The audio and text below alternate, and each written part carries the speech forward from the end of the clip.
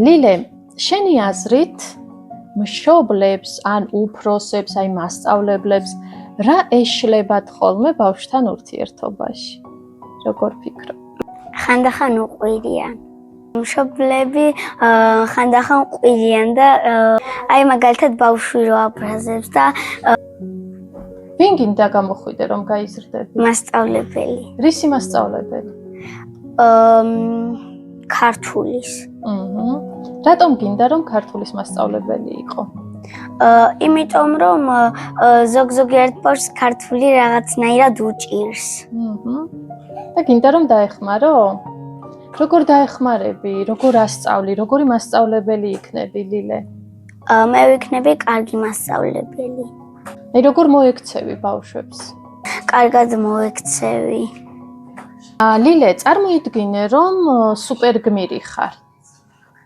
რა იქნება შენი სუპერძალა? ჩემი სუპერძალა იქნება რომ ვიფრენ. იფრენ. და რაში გამოიყენებ ამ სუპერძალას?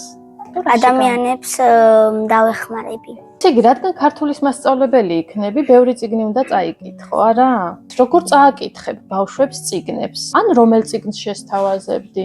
მე შევთავაზებდი ჩვენ დედამიწაზე დავდივართ. რატომ ფიქრობ რომ მოეწონებოდა? იმიტომ რომ ხან სახალისოა, ხან რაღაცნაირად სევდიანიც. ხო, რატომ იყო სევდიანი? გოგიტას რო დედა არ ყავდა და ტიროდა. და რას ასწავლის ეს წიგნი ბავშვებს, როგორ ფიქრობ? რომ სიკეთე გააკეთონ და ადამიანებს დაეხმარონ.